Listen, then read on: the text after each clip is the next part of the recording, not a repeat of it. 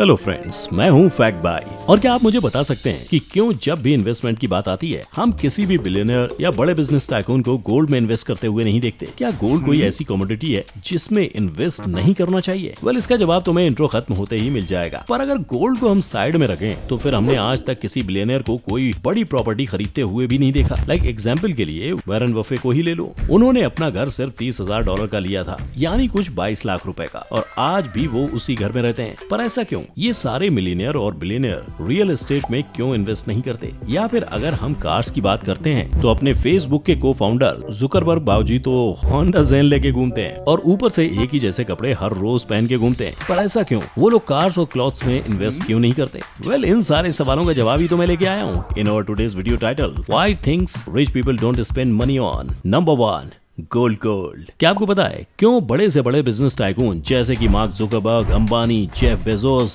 आपको कभी गोल्ड में इन्वेस्ट करते हुए नजर नहीं आते? क्यों जिस गोल्ड को हम हमारा फ्यूचर इन्वेस्टमेंट समझ के चल रहे हैं उसको अमीर लोग कभी इन्वेस्टमेंट समझते ही नहीं? देखो, सबसे पहले तो अगर हम गोल्ड के प्राइस चार्ट की बात करें तो ईयर 2000 में गोल्ड का प्राइस कुछ 12,000 रुपए के करीब था। वहीं 2021 गोल्ड का प्राइस 49 से 50,000 के बीच में फ्लक्चुएट करता रहता है। मतलब 21 साल में 38,000 का हाई। ये अमीरों के लिए अफोर्डेबल नहीं है क्योंकि गोल्ड काफी स्लो ग्रोइंग कमोडिटी है। ऊपर से अगर ये स्लो ग्रोइंग है इसका मतलब तो ये हुआ कि इसके रिटर्न्स भी कुछ खास नहीं होंगे। मतलब मान लो अगर एक साल में आपको 3 से 4 हजार ही सिर्फ एक्स्ट्रा मिल रहे हैं तो फिर इतना तो बैंक का एफडी भी दे देता है। एटलीस्ट वो करना ज्यादा सेफ होगा क्योंकि उसके भाव गिरने के चांसेस भी नहीं है। आपने जितना इन्वेस्ट किया होगा उसमें उससे तो ज्यादा ही मिलेगा। पर गोल्ड तो ऐसा नहीं है, उसकी वैल्यू बढ़ती घटती रहती है, उसमें पैसे डूबने के भी चांसेस हैं। और यही दो सबसे बड़ी वजह है कि क्यों अमीर लोग गोल्ड में इन्वेस्ट नहीं करते।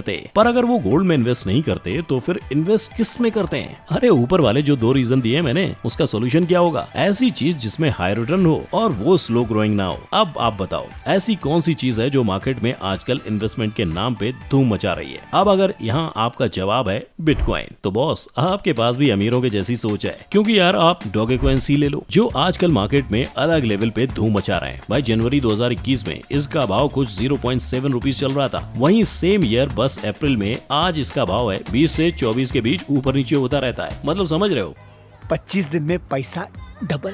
पैसा डबल है, यानी सीधा 24 गुना ज्यादा। अब अगर ये सुन के आप भी क्रिप्टो करेंसी में इन्वेस्टमेंट करने का प्लान कर रहे हो तो भी फिकर नॉट, क्योंकि ये लो आपकी खिदमत में हाजिर है कॉइन स्विच कुबेर ऐप, जिसमें आपको पूरे एक बिटकॉइन को खरीदने की जरूरत नहीं है। आप बस इसमें सिर्फ 100 रुपए का कोई भी बिटकॉइन खरीद सकते हो। सही सुना आप सबने, सिर्फ 100 रुपए का ही। और कोई भी बिटकॉइन से मेरा मतलब है इस ऐप में 100 से भी ज्यादा क्रिप्टो करेंसी अवेलेबल है। आपकी मर्जी जिसमें इन्वेस्ट करना चाहो कर दो। और अगर आप मेरा रेफरल यूज करते हो या फिर डिस्क्रिप्शन में दिए हुए लिंक से ये ऐप डाउनलोड करते हो तो आपको मिलेंगे 50 रुपए के बिटकॉइन एकदम मुफ्त मुफ्त मुफ्त। और हाँ, एक और बात, इस ऐप की जेन्युइननेस पे शक करने की जरूरत नहीं है। रजिस्ट्रेशन के टाइम पे ही आपसे केवाईसी करवाया जाता है जो सिर्फ जेन्युइन ऐप्स ही करते हैं। साथ ही इसमें विड्रॉल तो यार इंस्टेंट है ही, जब चाहे आप अपने पैसे निकाल लो, कोई दिक्कत नहीं। Number 2, property. क्यों वॉरेन बफे ऐसे छोटे से घर में रहता है? क्यों मार्क जुकरबर्ग भी ऐसे छोटे से 3-4 BHK विद 1 स्विमिंग पूल वाले घर में रहता है? जहाँ रियल एस्टेट बिजनेस को बहुत बड़ा business with high income source माना जाता है, उसमें कभी क्यों रईस ज्यादा इन्वेस्टमेंट नहीं करते? वेल, इन सवालों का जवाब एक ही वर्ड है और वो है फ्रीडम। Yes, freedom. ज्यादातर रिच पीपल जो एक अच्छी खासी कंपनी या नेटवर्क होल्ड करके बैठे हैं वो सब वर्क फ्रॉम होम करना ही प्रेफर करते हैं और एक ही घर में रह रह के उन्हें भी बोरियत फील होती है। इसलिए rather than buying a house वो लोग रेंटेड हाउस में रहना पसंद करते हैं। पर अब इसमें फ्रीडम का क्या रोल है, यही सोच रहे हो ना? तो बॉस है ना रोल। जब उनका मन किया सी व्यू वाला कोई घर रेंट ले लिया, कभी मन किया तो माउंटेन व्यू, कभी मन किया लेक व्यू या वैली व्यू वाला। जब चाहा जिस कंट्री में चाहा जिस जगह चाहा कहीं भी कभी भी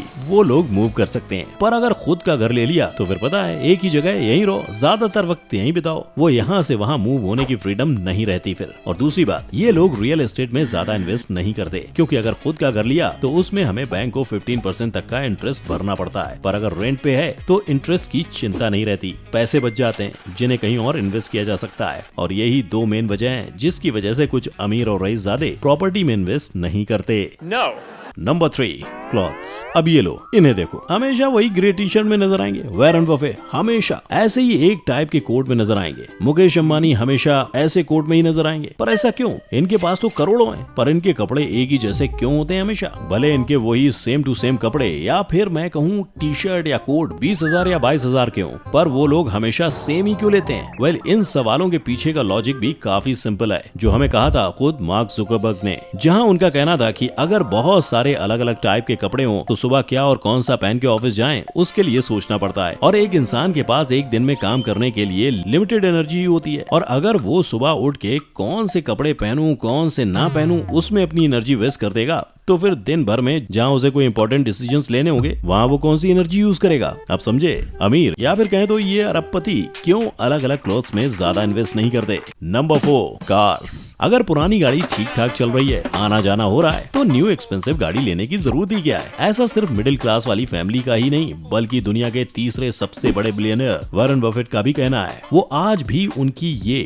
2014 की कैडिलैक XTS, जिसकी कीमत बस $45,000 यानी कुछ 3 लाख रुपए वाली गाड़ी ड्राइव करके आते जाते हैं। और ये अकेले ऐसे नहीं है, अपने जुकरबर्ग बाबू तो इनसे भी कई गुजरी कार में आते जाते हैं। एक काम करो, आप खुद ही देखो कौन सी कार है। ओ भाई, होंडा ज़ेन। हाँ भाई, होंडा ज़ेन, जिसका ख्याल मिडिल क्लास इंसान तक के जहन में कभी नहीं आता, वैसी कार लेके ये घूमते हैं। पर ऐसा क्यों? ये लोग कार में इन्वेस्ट क्यों नहीं करते? वेल, इसका सबसे बड़ा जवाब हमें दिया वॉरेन बफेट ने, जहां उन्होंने कहा कि शोरूम से बाहर निकलते ही किसी भी न्यू गाड़ी का रेट सीधा 44% गिर जाता है, यानी लगभग हाफ प्राइस उस गाड़ी का टूट चुका है। और अब जब उन्हें पता है कि कार एक ऐसी चीज है जिसमें सिर्फ पैसे जाएंगे पर कभी उसमें से पैसे आने नहीं वाले, तो फिर उसमें इन्वेस्ट किया ही क्यों जाए? हाइपर कार्स खरीदने से अच्छा है वो सारा करोड़ों का पैसा किसी बिजनेस में इन्वेस्ट कर दिया जाए, वहाँ से कुछ रिटर्न्स आने के चांसेस होते हैं। अब समझे? अड्डी गड्डियों में कुछ नहीं रखा है। अगर तुम अपने कार से सेटिस्फाइड हो, वो तुम्हें अपने डेस्टिनेशन तक बिना किसी प्रॉब्लम के पहुंचा देती है, तो फिर तुम्हें नए कार की जरूरत ही नहीं है। उस पैसे को कहीं और इन्वेस्ट कर दो। Number 5, travelling in business class. यहाँ मैं सबसे पहले ये क्लियर करना चाहता हूँ कि इन्वेस्टोपीडिया और विकिपीडिया के मुताबिक 2020 के एंड तक में दुनिया में 4.2 करोड़ मिलियनियर्स और 2000 से ज्यादा लोग बिलियनियर्स हैं, जिन्हें लोग उतना जानते नहीं। अब तुम्हें क्या लगता है, क्या ये सारे लोग ट्रैवलिंग के टाइम पे हमेशा बिजनेस क्लास में ही ट्रैवल करते होंगे? अगर तुम्हें लगता है वो सारे बिजनेस क्लास में ट्रैवल करते होंगे, तो बॉस आपकी सोच को और गहरी कोई मोच आए उसके पहले ये सुन लो कि आप गलत सोच रहे हो, क्योंकि more than 80% billionaires economy class में ट्रैवल करते हैं।